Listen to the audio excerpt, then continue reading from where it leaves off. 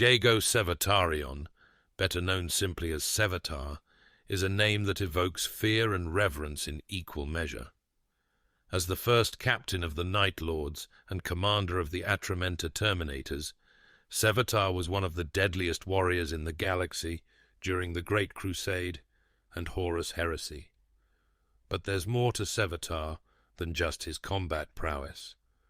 His story is one of terror and cunning, of loyalty and betrayal, and of a deep, personal code of justice hidden beneath layers of brutality. In this video, we'll dive deep into Sevatar's life, his rise to power, his pivotal role in the Thramas Crusade, his interactions with key figures like Te Karena and Altani, and his lasting legacy as one of the most feared Astartes in history. But to understand Sevatar's methods, we must first explore the world that shaped him.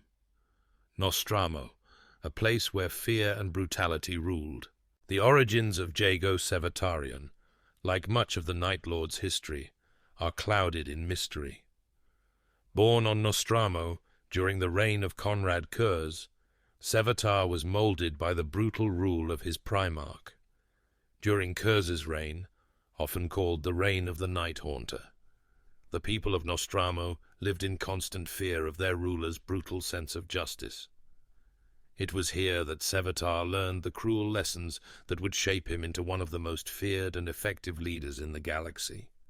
Nostramo itself was a world of perpetual night, veiled in pollution and bathed in the shadow of a never-ending solar eclipse. The planet's elite enjoyed artificial illumination and wealth, while the vast underclass of foundry workers lived in darkness and squalor. Crime and corruption were rampant, with the city's power structure feeding off the suffering of the masses. But Kurz, in his rise to power, had purged this corruption with brutal efficiency. His vigilante actions had brought fear to the streets. Criminals were gutted like fish, officials were found hanging from windows, and the bodies of those who defied him were beaten beyond recognition. This reign of terror, carried out by Kurz personally, reduced crime to near zero, but it also meant that fear ruled every aspect of Nostraman life. Sevatar grew up under this oppressive regime, where mothers would warn their children that the Night Haunter would come for them if they misbehaved. Crime, for a time, was all but extinguished on Nostramo, not because of justice, but because of fear. Under Kurz's rule, the cities of Nostramo fell into line, and Sevatar witnessed firsthand how fear and terror could be used to control populations. These were the lessons that would later define him as one of the most ruthless commanders in the galaxy. Even as a child, Sevatar showed promise. He developed psychic abilities, a rare gift that he kept hidden from others. As he grew, he became a fast and deadly warrior, quickly rising through the ranks of the Night Lords. His psychic talents, though suppressed, did not go unnoticed by Kurz, who seemed to see in Sevatar a reflection of himself. Sevatar's mastery of terror tactics and psychological warfare earned him a place in Kurz's inner circle, known as the Chiroptera. What set Sevatar apart from other Night Lords wasn't just his combat prowess, it was his ability to understand and exploit fear, much like Kurz himself. Sevatar knew, as his Primarch did, that the real power wasn't in simply killing an enemy, but in breaking their spirit long before the battle began. Sevatar's ability to strike terror into his enemies made him indispensable to Kurz's plans during the Great Crusade. His rise to first captain and commander of the Atramentar, the elite Terminator force of the Night Lords, was not just a mark of his combat skill, but of his understanding of how to wield fear as a weapon. Growing up under the ruthless rule of Kurz, Sevatar learned that fear could be a powerful tool, one he would wield with deadly precision throughout the Great Crusade. As the Great Crusade unfolded, the Night Lords gained a reputation for their brutal methods of warfare, using terror as their primary weapon. Among their ranks, Sevatar stood as one of Conrad Kurz's deadliest weapons, renowned for his mastery of psychological warfare.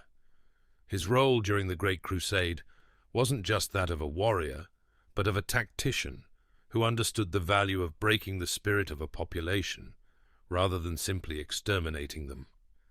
Under Sevatar's leadership, the Atramentar, the elite Terminator warriors of the Night Lords, became a fearsome force.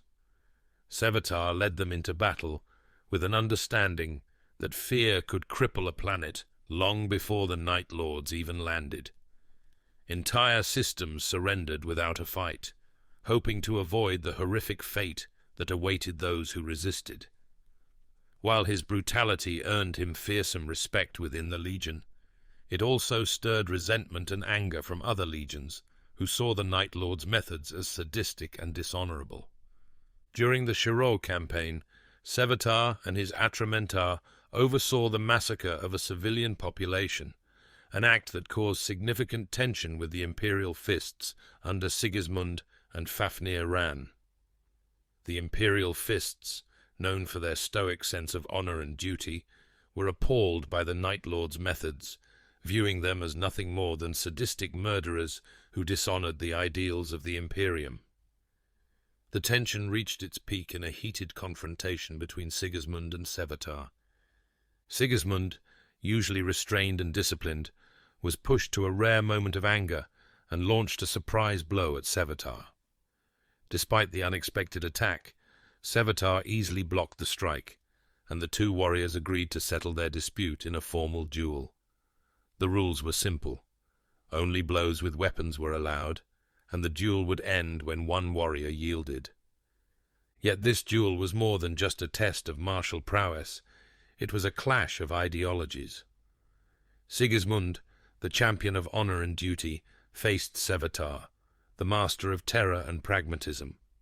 For Sigismund, this duel was a chance to demonstrate the superiority of the Imperial Fist's code of honor.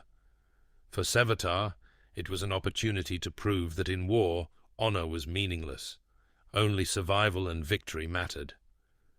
As the two warriors faced off, Sevatar moved first. His chain-glaive knight's whisper flicked out in a lightning-fast cut, far quicker than Sigismund expected, but Sigismund's sword was there, deflecting the blow just in time. They exchanged strike after strike, the sun rising behind them through veils of smoke. At first, Sigismund had anticipated taunts from Sevatar, snide remarks, words laced with venom. But Sevatar remained silent. He fought not with a sneer, but with an intensity Sigismund had never encountered. His movements were sharp and unrelenting, like waves of a black ocean crashing violently, but with purpose. Time seemed to stand still as they duelled. The crowd had fallen silent, and for Sigismund, it felt as though the entire world was rotating around this moment, their weapons clashing like the meeting of destinies.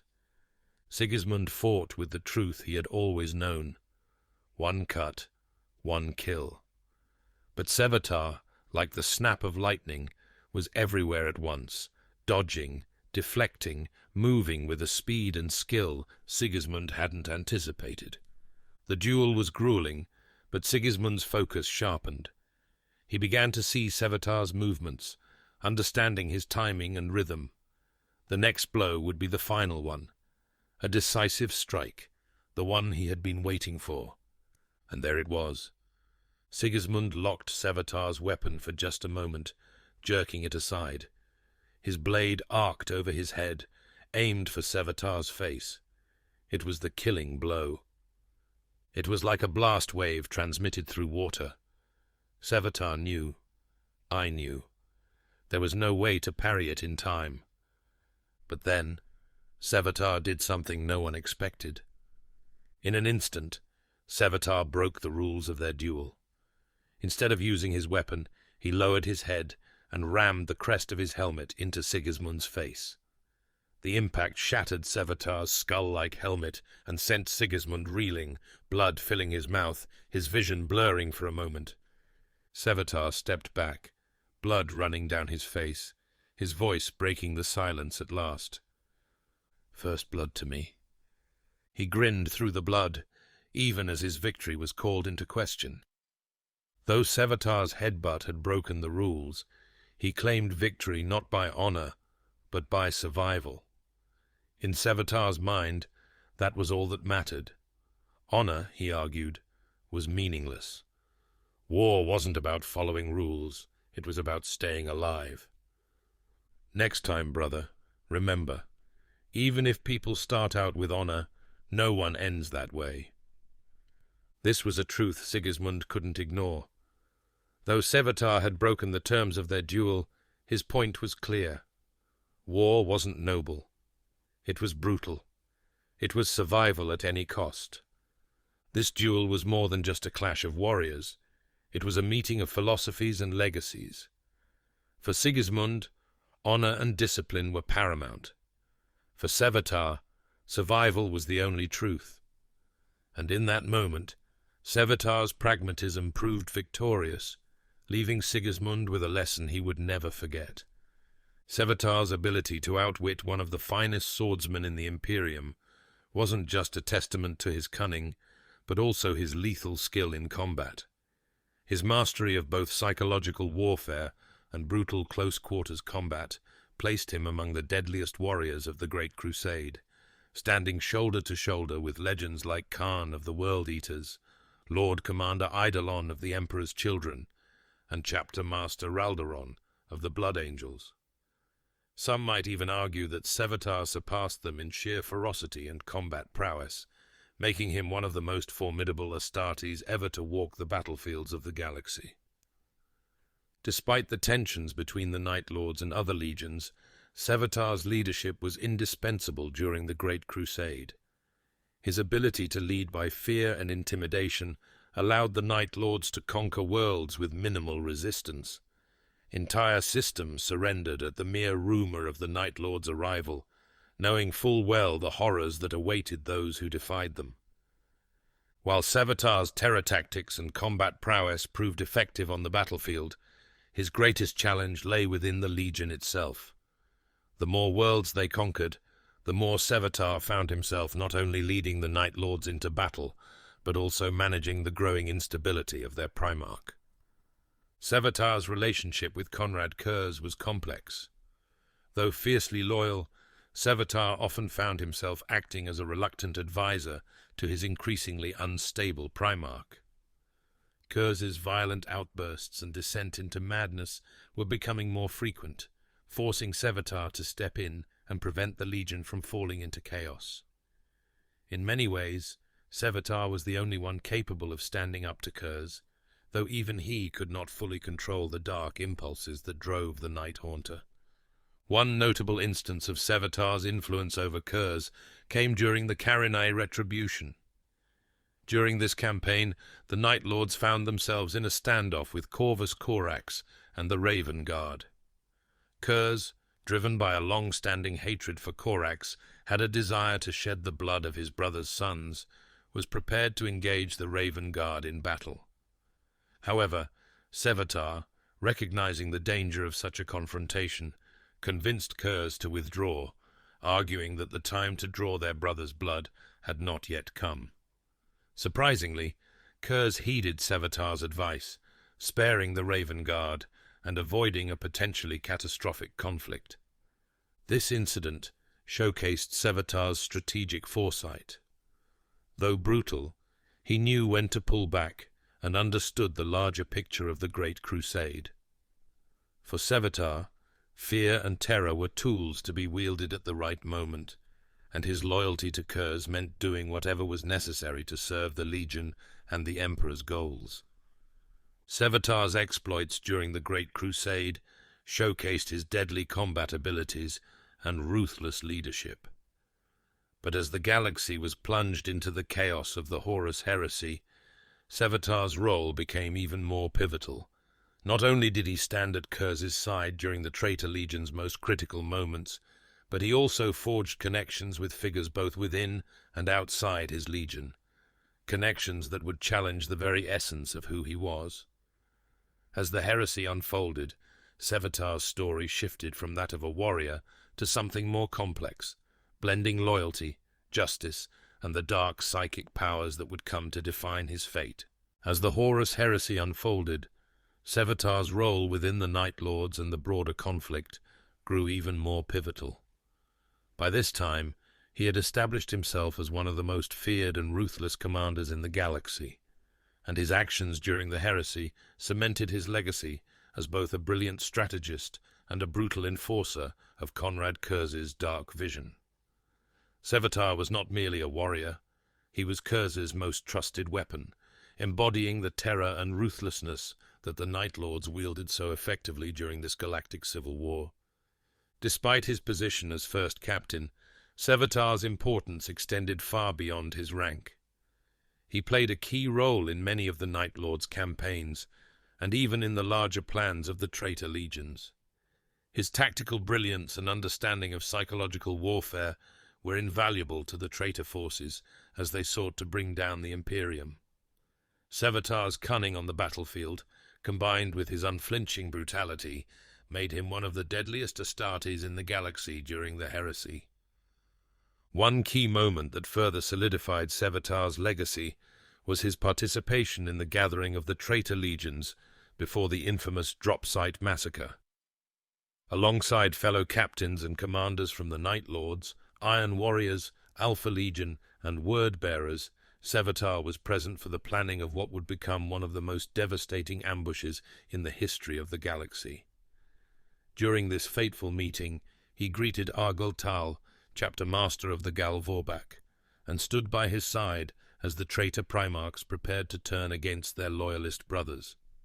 It was during this meeting, after Lorgar Aurelian delivered a rousing speech that inflamed the passions of the assembled warriors, that Sevatar became the first to utter the now infamous rallying cry, "Death to the false emperor."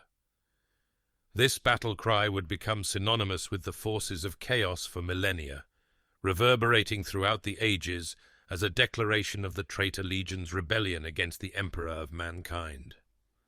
Sevatar, never one to shy away from provocation, shook Argel Tal's hand after voicing this infamous phrase, solidifying his place among the traitors and sealing his role in the Heresy's brutal campaigns.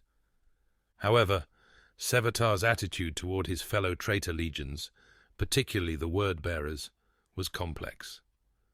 While he initially allied with them during the drop site massacre, his view of Lorgar's legion changed drastically in the wake of the battle.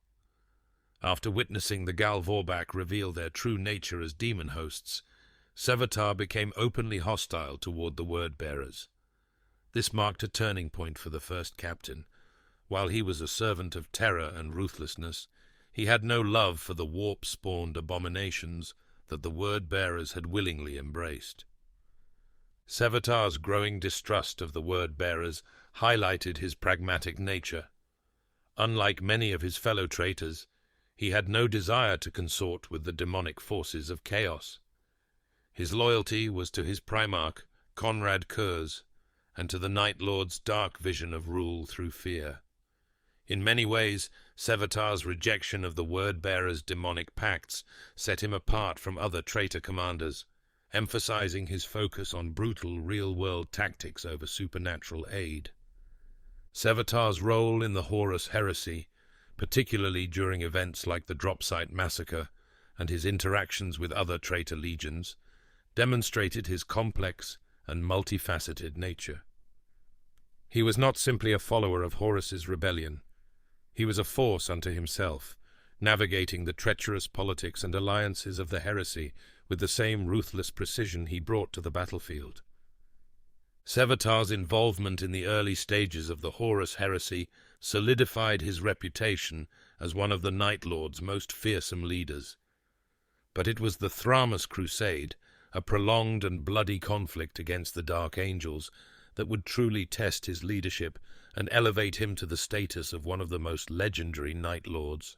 The Thramas Crusade was one of the most brutal and prolonged campaigns of the Horus Heresy, spanning over 3 years and ravaging the eastern fringe of the Imperium. Tasked by War Master Horus to distract the Dark Angels and prevent them from reinforcing terror, Konrad Kurz and the Night Lords embarked on a campaign of terror, slaughtering loyalist forces and civilians alike.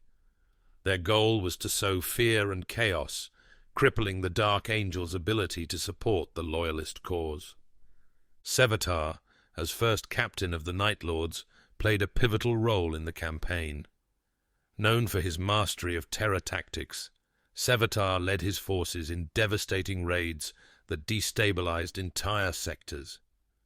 The Night Lords would target civilian populations, government officials, and infrastructure, striking terror into their enemies before the full force of the Legion even arrived. Entire planets surrendered, hoping to avoid the horrific fate that awaited those who resisted. A major turning point in the Thramas Crusade came during the fateful parley between Conrad Kurz and Lionel Johnson. What was meant to be a negotiation quickly escalated into a deadly confrontation between the two Primarchs. In the ensuing battle, both the Lion and Kurz were severely injured. The Lion's disciplined fury matched Kurz's ruthless ferocity, but both Primarchs were left incapacitated by the end of the fight. Kurz's injuries, however, were more grievous, leaving him unable to command the Night Lords effectively. With Kurz incapacitated, Sevatar assumed command of the Legion. While Kurz led through madness and unpredictability, Sevatar brought cold, calculated brutality to the Night Lords, instilling fear through precision and discipline. He ruthlessly maintained order within the Legion, even executing many of the Night Lords' high command, whom he deemed weak and unfit for leadership. This solidified his authority and earned him the title Prince of Crows. Under his leadership, the Night Lords continued their terror campaigns, using fear as a weapon to break the will of their enemies. However, the tide of war shifted when Lionel Johnson, having recovered from his injuries, launched a devastating ambush on the Night Lords. The Dark Angels, known for their precision and discipline, struck without warning, catching the Night Lords off guard. The ambush was swift and brutal, throwing the Legion into disarray. Sevatar, now in full command due to Kurz's ongoing incapacitation, quickly assessed the situation. He knew that the Night Lords could not survive a direct confrontation with the Dark Angels in their weakened state. Realizing the dire circumstances, Sevatar made the tactical decision to order a retreat. His plan was to preserve the Legion's strength and regroup for future engagements, rather than risk complete annihilation at the hands of the Dark Angels. For a time, the retreat succeeded. The Night Lords managed to evade a full confrontation with the Dark Angels, preserving their forces for future battles. However, everything changed when Conrad Kurz awoke from his coma. Fueled by a personal grudge against the Lion for their earlier confrontation, Kurz overruled Sevatar's tactical retreat and ordered a full-scale assault on the Lion's flagship, the Invincible Reason. Kurz sought to settle his personal vendetta with the Lion, disregarding the strategic wisdom of Sevatar's withdrawal. Sevatar, though loyal to his Primarch, was frustrated by the shift in strategy. Nevertheless, his dedication to his Primarch and his brothers never wavered. When the Night Lords launched their assault on the Invincible Reason, Sevatar was determined to join the fight, no matter the cost. As the nightfall, the flagship of the Night Lords' Legion was ablaze, and with the ship's teleportarium disabled, Sevatar realized he had no way of boarding the enemy flagship. Acting quickly, he voxed the squadron leader, Te Karenna, ordering an emergency landing in the docking bay. When Karenna brought her fighter down, Sevatar wasted no time. He leapt onto the top of the craft as it prepared to launch into the void. Clinging to the hull of the fighter, Sevatar was fully exposed to the dangers of space, turret fire, debris, and the vacuum itself. As the fighter rattled through the storm of turret fire, he held fast, enduring the gravitational forces threatening to tear him apart. For most Astartes, such a plan would have been suicidal. Clinging to a speeding ship through the void was madness, but for Sevatar, it was simply another challenge to conquer. His goal was clear: join his brothers, the Atramentar, who were already aboard the Invincible Reason. For Sevatar, Abandoning them was not an option, even if it meant walking into certain death. Once the fighter drew close enough, Sevatar leapt from the wing, crashing onto the enemy deck with a chain blade in one hand and a bolter in the other. He tore through Dark Angel's naval armsmen with ease, determined to reach his brothers and fight alongside them. Despite the overwhelming odds, Sevatar's presence bolstered the Night Lord's attack, but ultimately the Dark Angel's disciplined defense repelled the assault. Sevatar, like many other Night Lords, would be captured. Yet even in the darkest of wars, Sevatar's relationships revealed a side to him that few would expect, a side that valued loyalty and justice in his own twisted way. Sevatar's reputation as the brutal first captain of the Night Lords is well known, but his relationships with those around him, both mortal and Astartes, reveal unexpected depths to his character. Beneath the terrifying facade of the Prince of Crows lies a man shaped by loyalty, justice, and a surprising capacity for respect toward those who prove themselves. Two key figures in his life, Wing Commander Te Karena and the young astropath Altani, provide glimpses of Sevatar's complexity beyond his ruthless methods of warfare. During the Thramas Crusade, Sevatar formed a subtle yet significant bond with Wing Commander Te Karena, a human pilot serving aboard the Night Lord's flagship Nightfall. Unlike most Astartes, who see human soldiers as little more than disposable tools, Sevatar's interactions with Karena reveal a rare glimpse of care, or at the very least, respect. This respect is not born of compassion, but a recognition of skill and loyalty. In a key moment, as the Nightfall suffered damage and their mission was at risk, Sevatar voxed Karena, not with orders, but with a warning. "I prefer you to survive the next hour." For Sevatar, these words were not empty. He valued Karena as a skilled warrior and someone who had earned her place by his side. This statement hinted at something deeper, perhaps even a rare sliver of concern, something highly unusual for a space marine of Sevatar's reputation. This relationship between Sevatar and Karena could be viewed through the lens of Nostramo pragmatism, valuing skilled individuals regardless of their status.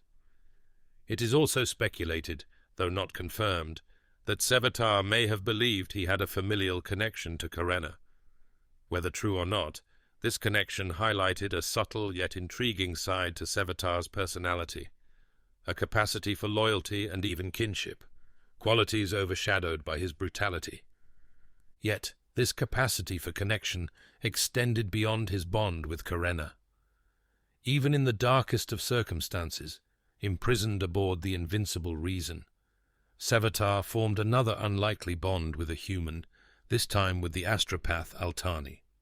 After his capture aboard the Invincible Reason, Sevatar found himself imprisoned by the Dark Angels. It was during his captivity that he came to a grim realization. His psychic powers were slowly killing him. The strain of suppressing his abilities for so long had taken a toll on his mind and body, and without help, he feared that his powers would eventually consume him from within. In the depths of his confinement, a young astropath named Altani sensed Sevatar's pain through the warp. Moved by the torment she felt emanating from him, Altani, against her better judgment, chose to reach out and offer him help. Using her psychic abilities, she connected with Sevatar and aided him in regaining control over the immense psychic energies that were ravaging his mind. Their bond, though unexpected, became crucial for Sevatar's survival. However, her act of compassion was not without consequences. Mnemok, the master astropath aboard the Invincible Reason, discovered Altani's connection with Sevatar and punished her brutally for this act. Altani was beaten within an inch of her life for daring to help the first captain of the Night Lords. Sevatar, filled with a cold fury, could not let this injustice stand. His sense of vengeance had always been strong, and this act ignited a fire within him. Breaking free from his cell, Sevatar made his way to the astropathic choir's quarters, where he found Mnemoc. With chilling precision, he killed the master of the choir, exacting his own brutal form of justice. Standing over Mnemoc's lifeless body, Sevatar declared, "I am justice, I am judgment, I am punishment," to approaching dark angles coming to apprehend him. In that moment, Sevatar became more than just the first captain of the Night Lords. He was the living embodiment of retribution.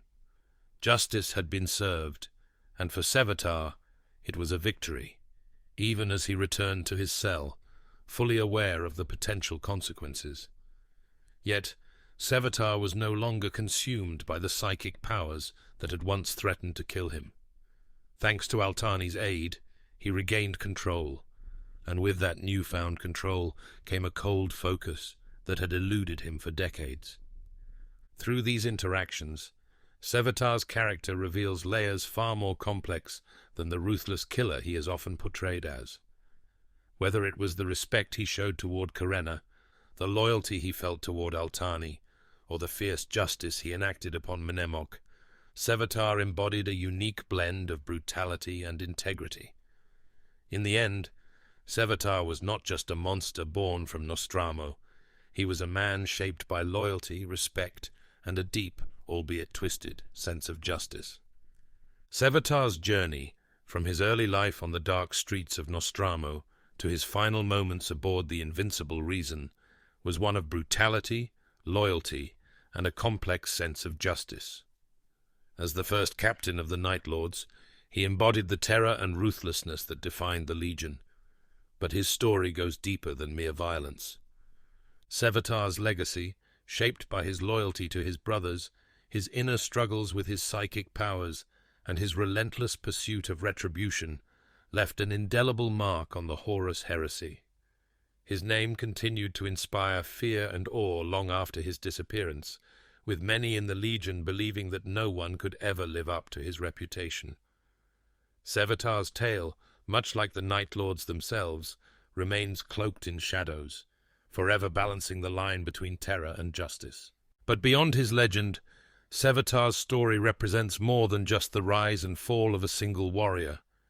He is a symbol of the fractured loyalties, moral ambiguity, and inevitable corruption that plagued the legions during the Horus Heresy. His complex personality, blending honor, brutality, and a thirst for justice, encapsulates the darkness that consumed the galaxy during those years of civil war. Sevatar's fate may be uncertain, but his role in shaping the Night Lords and the course of the heresy is undeniable. Whether dead or lost in the shadows, his legacy endures, an immortal presence in the long, dark history of the Imperium. In the end, Sevatar's story is a reflection of the heresy itself, a descent into chaos, but with fleeting moments of brotherhood, loyalty, and justice.